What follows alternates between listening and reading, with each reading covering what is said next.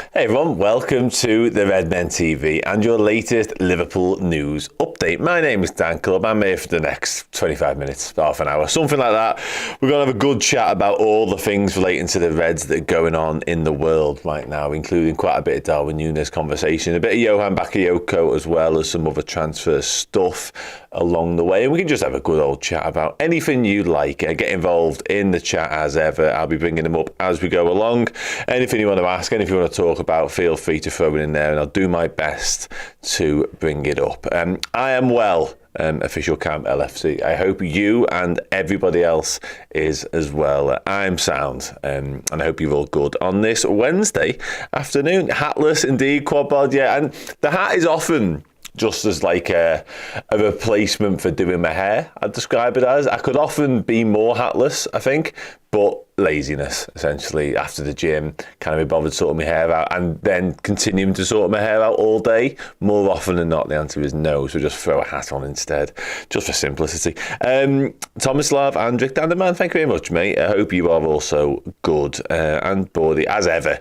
Thank you very much. Very kind you are. Very, very kind person. Always in the chat. Always being very positive and generous with your praise, which is much appreciated. Hope everybody's good, like I say. Let's get into it. Greetings from Finland, from Toothless Aggression. Hello. Big Sammy Hippier fan right here. One of my first footballing idols and heroes, Sammy. So hello to you. I am enjoying the weather. I am enjoying the weather now, mate. It's finally got warmer in Liverpool, to be honest with you, and the sun's been out for a few days. I think it's fair to say it's not as out as I'd like it to be today, but the weekend forecast looks boss. And as some of you may or may not know, I'm a cricketer, and good weather is absolutely essential. Not only for me to play, but also to actually enjoy playing cricket. So yeah, we are getting there, mate. Yeah, all good. Sound. I've stalled long enough. Darwin Nunez. Obviously, the talk of the town, really. He set tongues wagging, Craig Flynn, hi mate. He set tongues wagging when he deleted all his Liverpool-related posts off Instagram. And obviously, he also stormed, in inverted commas, down the touchline after the victory over Tottenham. Obviously, came off the bench in that game. He's been on the bench quite a bit recently, which has kind of all played into this narrative, including the fact there's been reports about him potentially leaving for Barcelona and stuff like that, and there's been reports of him not being happy. And I think that the timing of the press release last week on Liverpool sort of weighing up their options between Christopher Nkunku and Darwin Nunez, and obviously Klopp preferring Darwin Nunez, and we ended up getting him, but the club wanted Nkunku. I found that all very interesting. It all seems to have come to a head, it sort of gathered steam all at once, it feels like, and it's a shame in many ways, because there's been times down the line this season during this campaign, I think we've all absolutely adored Darwin Nunez. And listen, I think we're 2 years now into Darwin Nunez at Liverpool. I think he's equally frustrated and equally just made us absolutely overjoyed, both in equal measure. I think it's fair to say. There's been moments where you think he's one of the best strikers on planet Earth, and there's been moments where you think he's absolutely nowhere near of the level required. And that's been the overall sort of frustration with Darwin, because there's clearly moments you can see them in your mind's eye. There's the goal against Real Madrid. There's the goal against Brentford this season as well. There's his 2 against Newcastle, which wins the game. There's his late winner against Nottingham Forest. I think we are too quick to forget these. There's loads more goals and moments along the way as well. They're just ones that immediately spring to mind. And at those points, we'd have all gone, how boss is Darwin Nunez? Like, we just love him. He's everything we want him to be. He's just raw. He's passionate. You compare him to Erling Haaland and they're very different, and maybe his numbers don't quite stack up, which a lot of people will see as the be-all and end-all. But for what Liverpool want and what Liverpool are, Darwin felt like the perfect fit.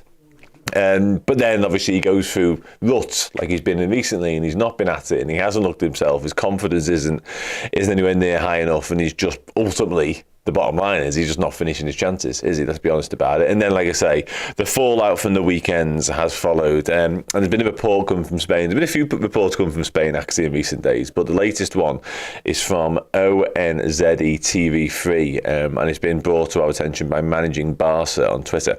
And they claim that Barcelona's number one target to replace Robert Lewandowski would be Darwin Nunez. And the fuel in the fire was enlightened when Darwin posted on his Insta story, and he broke his silence really on social media yesterday. He did a little back and two with Luis Suarez, which some people may have seen, and then he took to Instagram in his story to post a picture with Ronald Araujo, the Uruguayan centre-back. So there's a link there in terms of they're both Uruguayan, so it could just be as simple as that.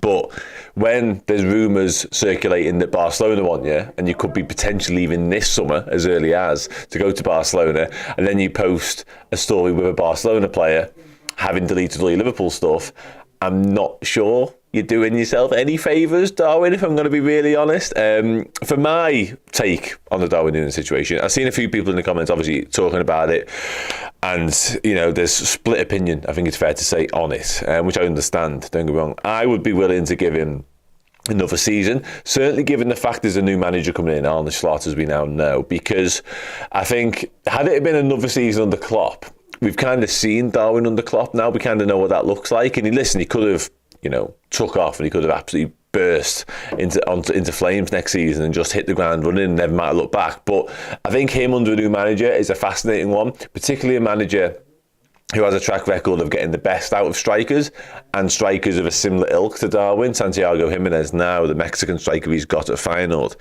is absolutely flying under Arne Slot's guidance. So I'd like to think that Slot will look at Nunez and all the attributes he does possess and all the tools he does have and say, I can work with that.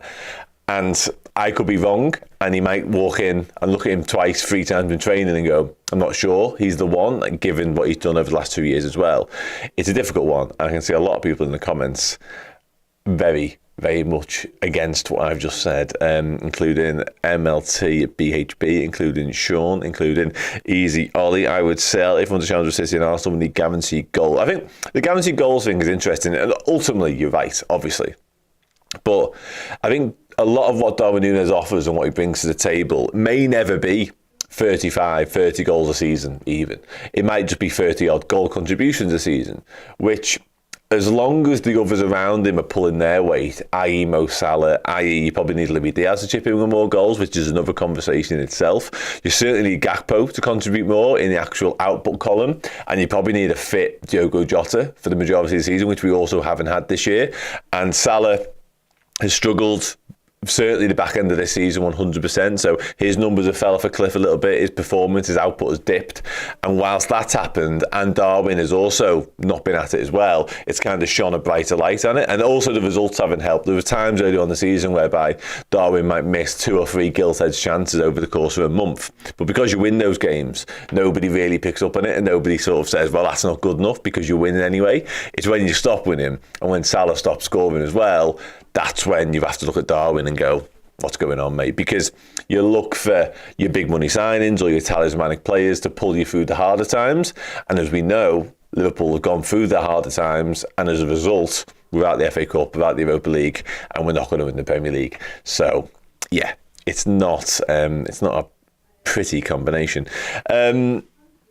Ben G, he has quality, but he just can't finish. Exactly saying what he does, and I actually think he can finish. I think this throwaway line that he can't finish is it's a bit too simplistic for me. I think there's more going on there. He clearly can finish. I mean, you only have to look at those 2 Newcastle goals that I mentioned. Their finish is right at the top drawer. Nobody can watch them and tell me he doesn't have the ability, because they'd be wrong. It's as simple as that. There's something more to it with him. It might be a confidence thing, a self-belief thing, or just like a composure issue that he has, but I don't know. Easy Ollie says, Darwin's ability to link play is just as worrying as his finishing. And I kind of make you half right on that. And I think a lot of Darwin's all-round game improved dramatically. Certainly the first half of this season. I think latterly, as his form overall has dipped, so has that stuff. But you're right, because for Bobby Firmino, we've gone from Bobby Firmino, probably the best all-round link-up number 9 Liverpool have ever seen, potentially, maybe even the Premier League, to Darwin Nunez. It's chalk and cheese, and you have to adapt your game accordingly. I think it's fair to say Cody Gakpo feels sort of the middle ground between that. He can finish. He is an aerial presence, as we've seen in the weekend as well,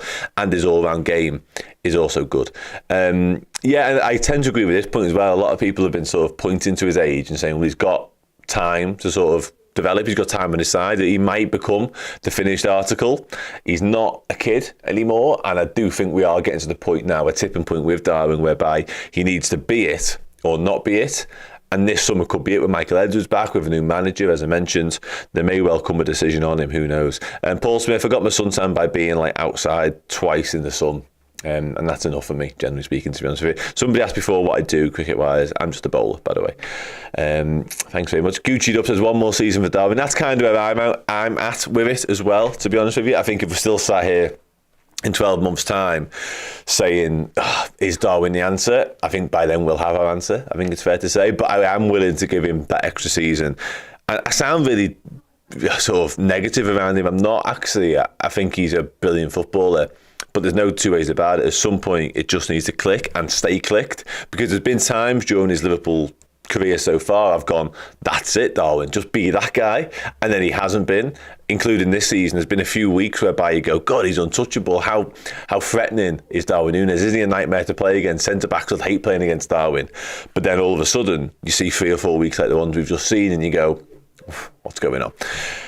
Anyway, but yeah, like I said, I would definitely give Slot some time to work with him and hopefully get the best out of him, because the Benfica Darwin Nunez was unplayable. We seen it firsthand at Anfield that night. He was just unplayable, and hopefully we can recapture a little bit of that. And this is a good point. I think the Darwin Nunez conundrum in where he plays is interesting as well. Excuse me. I personally think he probably is still a 9.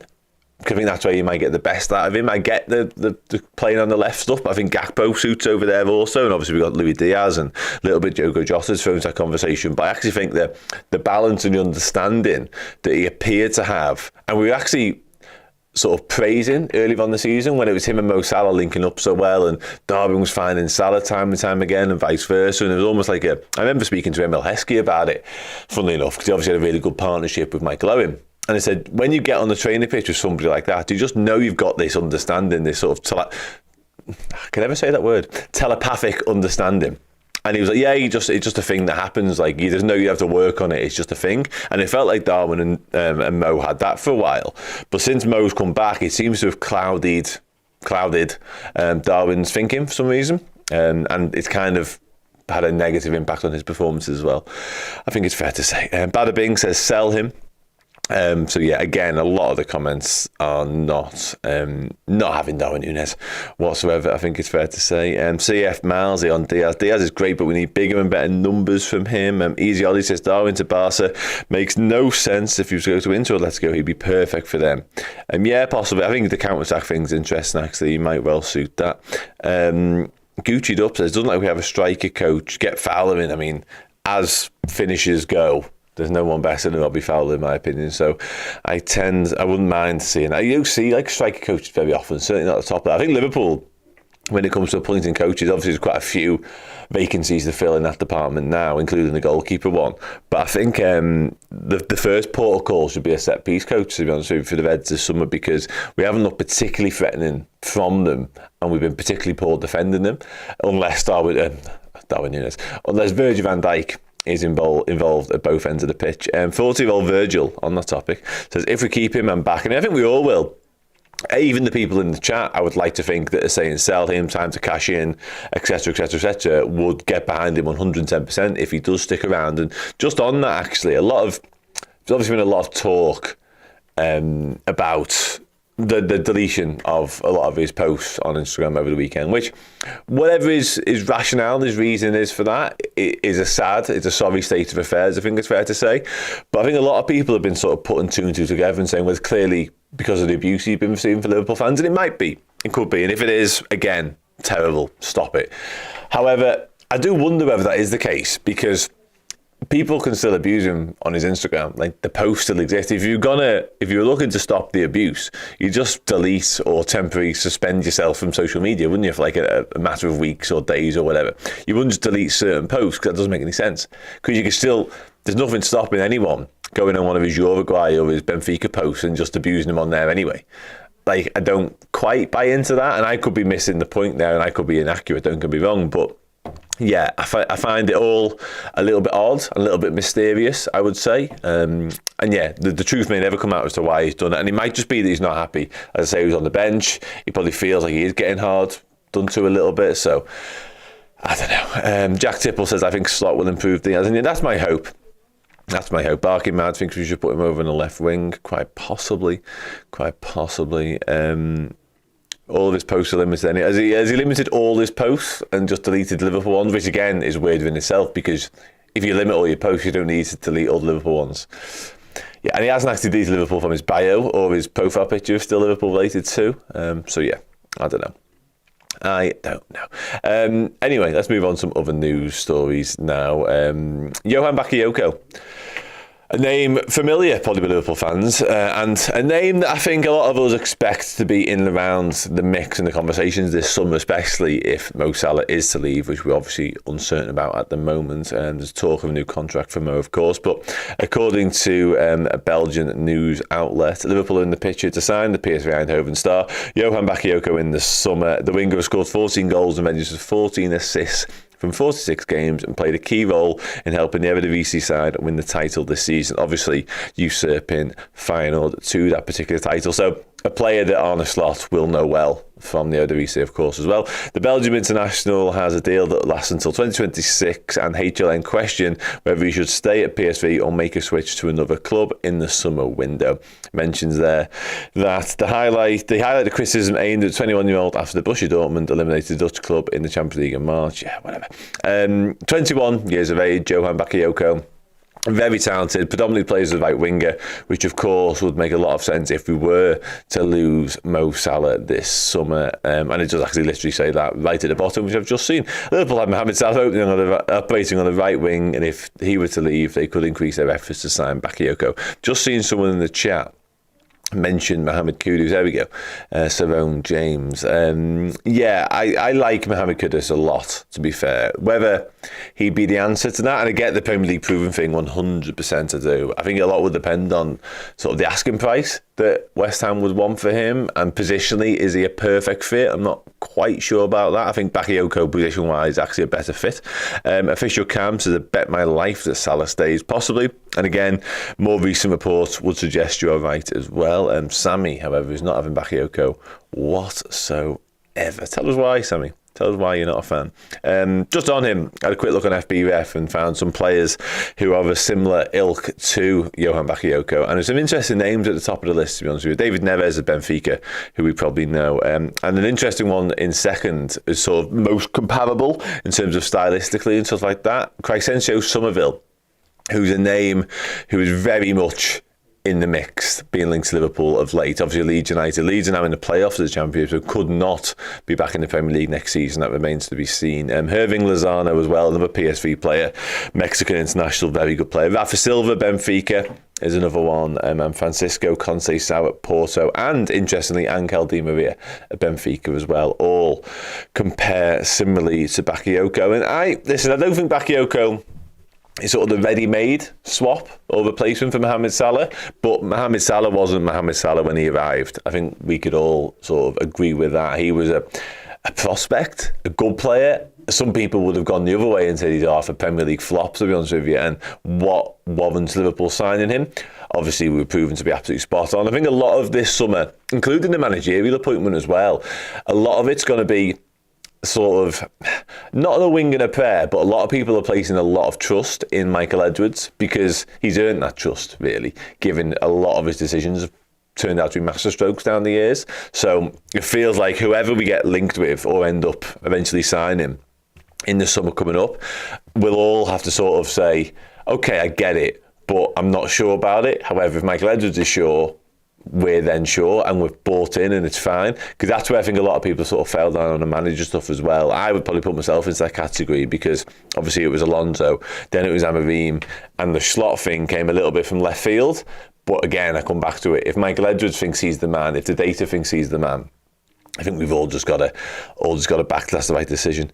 Let's just carry on going through the chat here. Leroy Sané is not the answer to me for this. I maintain, I've said it a few times on these shows down the weeks and months, and probably even last year, to be honest with you, when the Salah thing all kicked off. I think if Salah was to leave, I can see us signing somebody in the bracket below that in terms of age profile and stuff. Somebody who's bursting onto the scene, not somebody like Leroy Sané who's been there, done it, seen it, as good as I think he is.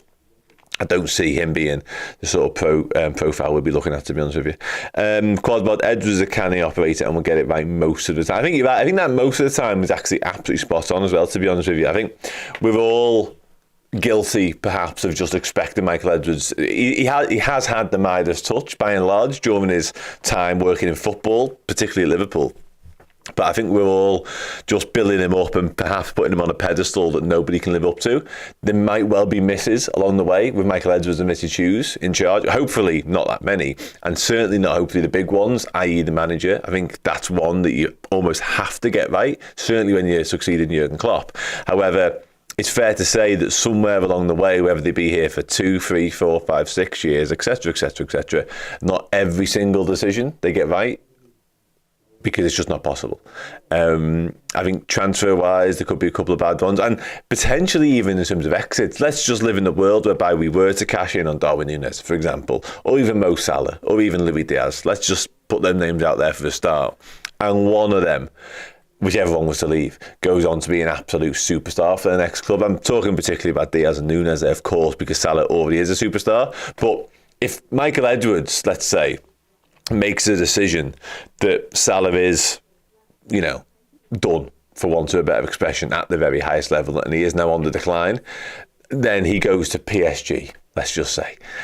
Now eliminated from the Champions League, of course, PSG, and he just absolutely tears it up next season, takes them to the Champions League glory, and he's just phenomenal. Then we'll look at that as a bad decision, and that could happen under Edwards. There will be bad ones, but I think for the most part, he will get things right. A lot of people talk about Michael Elise in the chat as well. I actually think there's a bigger chance that we go for somebody like Eberechi Eze. I think Elise is a wonderful player, and they've actually both got their injury problems down the years. That could be something that holds them back from that big move that they're definitely talented enough to be in the conversation for, because anyone who watched them, albeit the opposition wasn't exactly brilliant, they are just sensational, the pair of them. I love watching them both play. I really do. Paolo says Rooney Bardi. He scored the winner against United in the earlier round. Did he play for Copenhagen? I think I'm right in saying. In one of the early rounds of the Champions League, didn't he? I think he's done his ACL off the top of my head as well. I'm going to check all of the things I've just said, because I'm not convinced by anything that's just came out of my mouth, to be honest with you. But let's check it anyway. Rooney Bardi, the first bit is right. He's 18 years old. He plays for Copenhagen, and I'm almost certain he's just done his ACL. People in the chat are confirming that for me. Thank you very much. Marley Clark says he's amazing, but he's right. I was impressed by what I've seen of him, I must admit. Out for 9 to 12 months after knee injury. Yeah. Unfortunately, I think that puts any prospects of a big move for him away for quite a while now. And you know what? Jack Tipple makes a good point on that, talking of injuries. Not only do we want to stay clear of them, we've got Diogo Jota, who we all absolutely adore, and Adinga's a good shout, to be fair, and Michael Elise, quadbod, yeah, so I brought that chat up and then down again like 6 times. Yeah, his injury record isn't particularly appealing, let's put it that way. Adinga, Jones is a good shout. I think he's a good player. I think a lot of people would have been over Mitoma at Brighton as well when it comes to wingers, but he's had his own injury problems the back end of last season, so I'm not sure he is particularly in the frame for a big move either. And just on Darwin, I was going to mention earlier on his numbers this season. 18 goals, 13 assists from 52 appearances across all comps. Obviously, you can see there, predominantly played at the centre forward. 47 of those 52 52 games, rather, have been centre forward. Only 5 as the left winger. So that balance, if people are sort of putting their hopes and pinning their hat on him being a left winger, Jurgen Klopp certainly doesn't see it that way. I'd be amazed if Arne Slot saw it that way, given the way he has a 4-2-3-1, of course, and his left wingers are used like predominantly more. I'll scroll that down a bit more so you can actually see it. His left wingers and his right winger, for that matter, are used ever so slightly deeper, and the centre forward's more the focal point. I think he'll see Darwin and his attributes as very much being his version of Santiago Jimenez, to be honest with you. But again, I'll come back to what I said earlier. Numbers wise, they're good numbers. They're not elite numbers. Maybe some of the problem is they're not Erling Haaland numbers. Who knows? But if you can get that out of Darwin Nunez on a consistent basis, season in, season out, and yeah, listen, I wanted to put away more of his big chances, of course I do. And you've got Mo Salah doing anything like normal Mo Salah things on the other side, and you've got your left winger, whether it be Diaz, Gakpo or Jota, chipping in with heavy numbers as well on the left. You can live with that. You can find a way to make it work. Certainly if we play as I mentioned, the 4-2-3-1, which has got a number 10, whether it be Harvey Elliott, Dom Szoboszlai, etc., from that position, who will also chip in with goals along the way. I think there's a world whereby that works personally. But yeah, anyway, I'm not going to go into too much detail about all that now. Jack Tipple asked, do you think Maka and Trent can play the 2-6? Yeah, possibly. I do. I think there's not much wrong with that, to be fair, personally. But yeah, I don't know about Trent. I always have this headache and question myself about Trent. I get it. Of course I do. I can watch him. I've seen him play footy. His skill set is just absolutely sensational. What he can do with a ball at his feet just is phenomenal. Stuff most football players, even the best ones, can dream of, to be honest with you. But yeah, I don't know about him in the 6. I think we've got so many, well, the 2-8, isn't it, rather than the 6, I guess, double pivot. I think we've got so many who can do that. I'm not sure Trent will be required too much to do it, if I'm being really honest. Henry H asked, are there any championship players you've signed for Liverpool? Let's try what I did last week. Remember last week when I was waxing Liverpool about Carter Pinnington? Then he signed a new deal. Somerville, I think, is one. And I think Liverpool are definitely keen on him as well. The only other one that really springs to mind, I would say, I know we're linked with Anthony Pattinson as well at Sunderland, the keeper. A lot of that will depend on Kieran Keller's future. I think Jacob Greaves at Hull is one who Liverpool could look at as well. Left-footed centre-half, had a good season for Hull. And just on Hull, completely off topic by the way, I have no idea why they've sacked Lima Senior. No idea whatsoever. He's done such a boss job there, including coaching somebody who's mentioned here, Fabio Carvalho. And he spoke so well about Fabio Carvalho as well, and Tyler Morton likewise. So I don't get why they've sacked him whatsoever. But yeah, Jacob Greaves could be a potential candidate for a Liverpool arrival this summer. I think there's a few players I would put into this category, and Carvalho is one of them.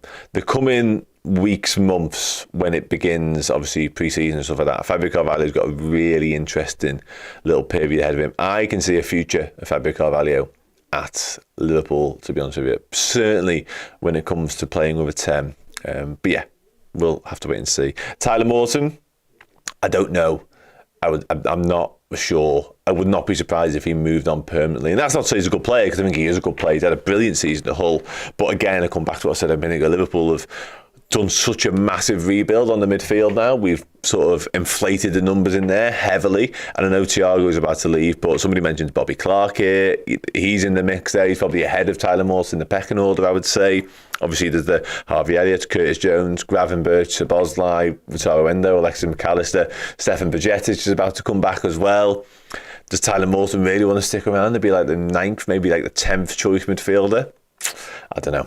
I don't know about that. Sound, yeah, it is just stupid. It is just stupid. Honestly, I don't get it at all. And listen, I'm not going to sit here and proclaim to be absolutely well-versed in the inner workings of Hull, because I'm not. But sacking him just feels crazy to me. Crazy. Archie, you know what? Archie Gray is literally the other name that popped into my head. That's really weird. And maybe, who knows? I think a lot of that will depend on Leeds' future and where they're at in the next few weeks. Jayden Dans, yeah, could be. I was speaking to Jayden's dad actually at the weekend at the academy. Neil, sound fella. People on Redmen Plus will know we've done a little bit with Neil in the past. Proper boss bloke. I was speaking to him about Jayden and obviously the emotions around the season he's had and stuff like that. And it's just been phenomenal. Ultimately, is the bottom line here. It's been incredible the season he's had and the breakthrough year, not just at the first team level, but his numbers at the 18s and his 21 stuff has been brilliant, absolutely brilliant. And as you'd imagine, Neil is just over the moon, so proud of him. But I think he will be involved more next season, to be honest. And I think he's another one who, when Arne Slot comes in, Jayden Dans is going to want to be bang in front of Arne Slot when it comes to training, saying, look what I can do, don't forget about me. And he has the ability and the quality to be involved heavily. Russell Stubley, Figueroa also looks like, yeah, Figueroa's a good player. Had injury problems this season, not seen enough of him, to be honest with you, in the academy stuff. Signed his first professional contract. And another one who's old man, used to play Premier League football. Sorry, Maynard, if you're not that old, but it's also kind of true. Last few comments now before I wrap. Calvin Ramsey potential. And yeah, I think the Calvin Ramsey stuff's going to be interesting. I think Conor Bradley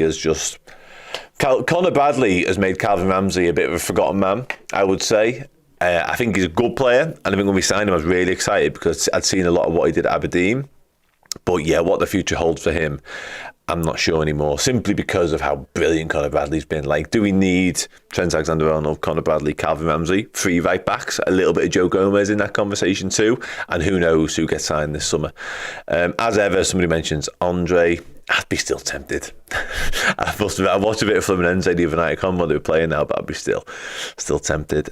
Ashley says, sell Darwin, get Isak. I really like Isak. Yeah, Wigan legend. I think he scored a goal from the halfway line once. I want to say against Chelsea. The Chelsea bit might be a lie, but he definitely did the first bit. And yeah, the amount of young lads in our academy now whose fathers played Premier League football is scary. Obviously, I mentioned Dan's Figueroa. There's Djibril Cissé's young lad. I think his name's Prince. He's in the academy now. I think he's like 15, something like that. Kumas, obviously Lewis Kumas. Jason, his dad played to a decent level. Yeah, somebody mentioned Marley Clark. And there's more on top of that as well, who I'm probably definitely forgetting as we go along. So I'll just wrap up a couple of last news stories before Trey and Yanni. Did his dad play? Before, good player by the way, Trey Yanni. Anyone see his goal from the weekend? Dear me. And Kate Gordon's goal as well, for that matter. Liverpool are reportedly weighing up a move for Stade Brest. That's right, Stade Brest. Left back Bradley Locko, amidst links to 2 more Premier League teams. Aston Villa and West Ham were also keen on him. A little bit of background there. 1 second, let me scroll down. 22-year-old, been a big part of Brest's, I'm not saying it on purpose, surprising campaign and Champions League push in League 1. Okay. Do Liverpool need a left back? Maybe. I think a lot of that will depend on Kostas Tsimikas' future, to be honest with you. And on the topic of defenders, another one from Team Talk. Arne Slot looks set to stun Ruben Amorim with his first signing in the shape of Sporting Lisbon star Gonçalo Inácio. Another one billing to quite heavily.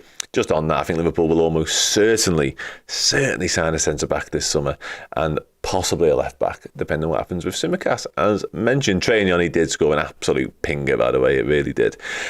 Really did. Cool. Sound. I think I'm going to wrap up there. Before I do, quickly run through the news. Yeah, Barca reportedly keen on Darwin Nunez. I've said it already earlier on. I would not be selling Darwin Nunez this summer. However, that does not mean I don't understand some of the unrest and the conversations around him. Obviously, the last few days have been an interesting few days in the world of Darwin Nunez. Deleted all his Liverpool social media posts on Instagram, then posted an Instagram story, and I don't even know why I'm saying this. It doesn't feel like news, but I guess it is. Posted an Instagram story with a Barcelona player and his Uruguayan compatriot too, so maybe there's nothing in that. Let's hope. Anyway, also Johan Bakayoko, according to reports, Liverpool are keen on signing Johan Bakayoko, particularly if Mohamed Salah leaves this summer. Gonçalo Inácio, Arne Slot could be set to stun Ruben Amorim, the man he seemingly pipped to Liverpool job, and sign the centre-back. And Bradley Locko at Brest is reportedly also on the radar of the Reds, but for what it's worth, I think that might happen if Kostas Tsimikas goes. However, KJ SJ7, which I say seemingly on every show, but never seems to get the order right of. I'd like Robinson, I presume you're referring to Anthony at Fulham, formerly of Everton, I think he was for a little bit. Scouser though, and good player, and absolutely rapid as well. So yeah, I get that. I do get that. Sound, I think we're done there. Thanks for getting involved, as always. It's much appreciated. I will see and speak to you all again very soon. Take it easy. Hey, thank you so much for checking out the content today. If you want to get your name in and amongst these wonderful people, then head to redmenplus.com. Join as a Legend tier subscriber. You're going to get free merchandise codes. You're going to get in our Discord, and you're going to get your name at the end of YouTube videos. Yes, redmenplus.com, Legend tier status.